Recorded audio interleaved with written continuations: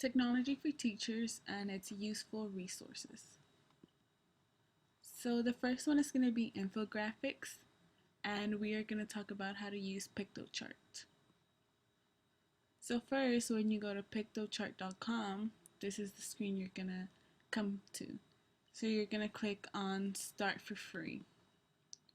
So then it's going to tell you to choose a template. So you would choose one of the free themes, or if you would like to pay for it, you can. So we're gonna go ahead and choose this one. So when you choose it, you're gonna choose create, and then we come to this screen.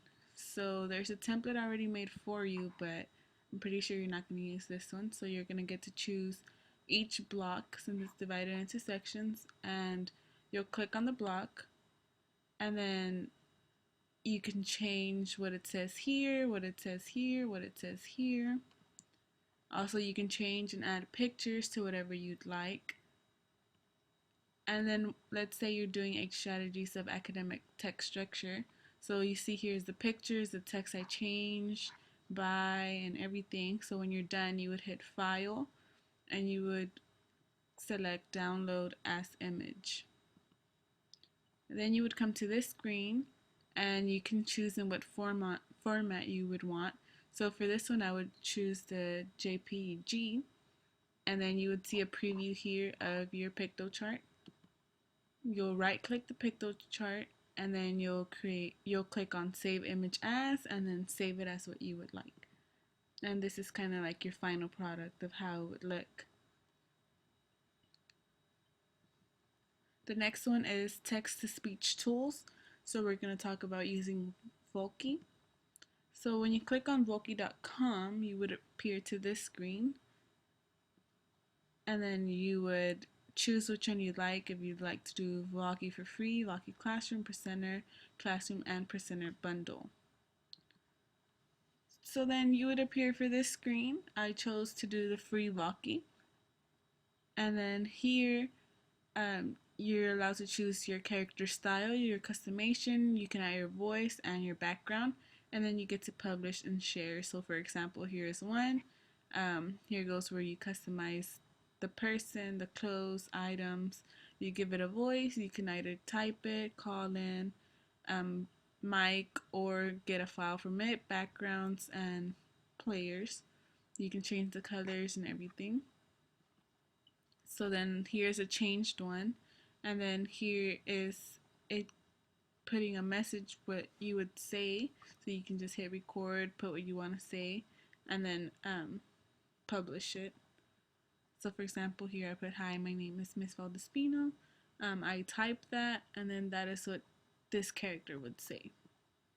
So the next one is storytelling, and we're going to talk about using Storybird. So when you go to storybird.com, this is what the screen you would come to. And then you get to choose one of these themes that you like. So let's say we choose Sunset Storm. And then you would click on use this art, go to picture book or long form book, poem, whichever one you would like. And then you would come to this screen. So then you can customize what you would say about this photo, or the photo you add, or the photo you choose. So here's the sunset is, and you would continue typing to what it would be. So you can change the picture. Let's say here that I chose giraffes, I would put giraffes or tall or whatever it may be. And then for podcasts, we're going to talk about using Yak It To Me. So you would go to yakitoome.com, and you would appear to this screen. And what you're going to do is you're going to add your text over here. And for example, here I put, hi, my name is Ms. Valdespino. You would run text to speech, and it would come out here, and then you would just hit play here, and it would just start reading it, and then you can share, download, save through here. So now survey polls and quizzes, we're going to talk about using the Answer Garden. So when you go to answergarden.ch, you would appear to this screen. And then you would create a new Answer Garden, and then you would fill out all of these things. So the topic, which is required, more options is optional. The mode you wanted in, brainstorm, classroom, moderator, log. For this one, we're going to choose classroom mode so that so there can be unlimited number of answers, but each student can only submit each answer once. And then once you're done, you can choose create. And for example, here I put the title to be your favorite game is, and then you would type your answer here. So let's say Monopoly. Here you go, Uno, Twister, and then all your favorite games from your classroom would appear here. So screen capturing, we're going to talk about using TinyGrab. So tinygrab.com, you would appear to this screen. So you would download it, create a free account, so download. If you have Windows, download if you have Mac. And then here are the steps you would use. So press the trigger keys on Mac and on Windows, so it gives you that option. So then you would take your screenshot and then select the required area using the crosshair, or tap spacebar and select the entire window. And then you would wait for the green light. So when TinyGrab turns green, the upload is complete and the tiny URL is copied to your clipboard, and then you just paste it wherever you want and then share it. So there the steps go again. So this one's very easy to use. Just make sure you download it and then follow those 3 steps. So now social bookmarking, we're going to talk about StumbleUpon. So when you go to stumbleupon.com, you would get to this screen. So you'd start exploring or log in and join if you don't have an account yet. So then it's going to ask you to explore 5 things of your interest. So let's say that I clicked on these 5 here. I would put save interest, and then it'll start showing me different things that I chose. So for example, for the beauty part, here you can see that it's going to show me 18 hairstyle tricks you can do to spice up your, and whatever it would say. And then you'd keep on hitting stumble, and then finally your dashboard would look like this.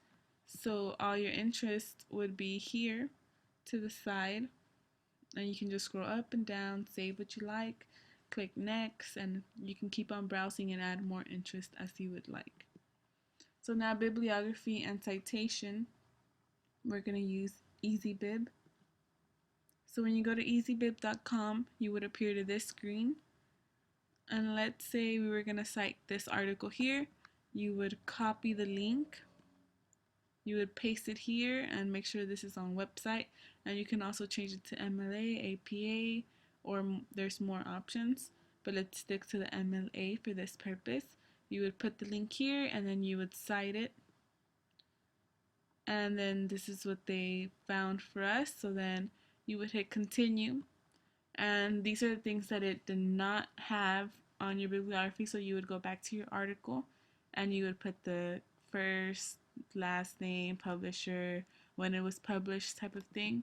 And then once you do that, here's the citation with the things you entered. So now you have sticky notes, and we're going to use Padlet. And when you go to padlet.com, you would come to this screen. So the first thing, when you click on create a new note, you would come to this screen. And then here you can type in the title or write something. So for example, let's say I'm going to make a note to grade papers by September 15. And then when you click again on another screen, you can add another note. So now photo and image editing, we're going to talk about PicMarker. When you go to PicMarker.com, you would arrive to this screen. So step 1 is to upload a picture here. So once you have this picture uploaded, the step 2 would be to set watermark to your image. So you can upload an image. Let's say I uploaded this tree. I can choose where I want it on my step 1 uploaded photo here. You would hit continue, and then you can download the image to your computer or any of these as you would like. So now testing and quizzing, we're going to talk about Jeopardy Labs. So when you go to jeopardylabs.com, you would click here to start building, or you can browse, but for this purpose we're going to click on start building. So you would create an account. You wouldn't create an account for this one, sorry. You would create a password and then confirm the password so you can edit it later. And then you'd click on start building. So then here you can see that you would enter the title, category as you would like, click on the numbers to add more things. So let's say my category was school, then I would put class here and so on.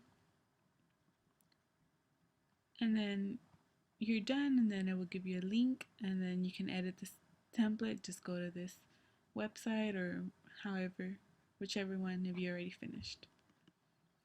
So now web conferencing tools, we're going to talk about Zoho. So when you go to zoho.com, you would appear to this screen. You would sign up for free, and then you can just choose create meeting, and then you'd put the meeting topic here.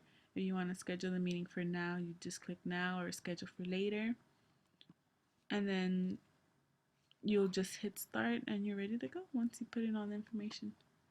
Authoring, we're going to talk about using Scratch. So scratch.mit.edu, this is how the screen would look like. So you would click on try it out, and then here you have the little person. You can make it turn, move, point in a direction, anything you'd like. So then here you can choose what you want it to say, think, or show, hide. You can set the size, go to the front, go to the back, costume, backdrop, name, size, everything. And here I want it to say hello, so I'm going to do that. And then up here you'd file and save it. So now annotation, you go to a.annotate.com, and this would allow you to annotate documents online. So you can do a PDF document, and then it would upload it, and then you can highlight, enter text, strike through the text, anything you would like to do to the PDF file you added. So video, Screencast-O-Matic. So once you download the software, this is the screen that you would come to, and you can just drag the size through these, make it smaller, make it larger, the screen you would want to be recorded, and then you just hit record and it would do it. Now PDF, Adobe Reader. So you just install Adobe Reader, and once you install it, you are able to open Adobe files. So royalty free and commons music, we're going to talk about Partners in Rhyme. So when you go to partnersinrhyme.com, there is a lot of things you can choose from. Hit play, you can search for them. Here are some free resources that you can use, and then here's like what you can use the music for. So you can just kind of browse through them and decide which one you'd like to use. So stock photos, we're going to talk about using FreePixels. Freepixels.com is where you would go. This is the screen you would see, and here you can search for photos. So let's see, we'd search for school, you'd hit go, and then you'd see all these images for school, and you can save the image to your computer.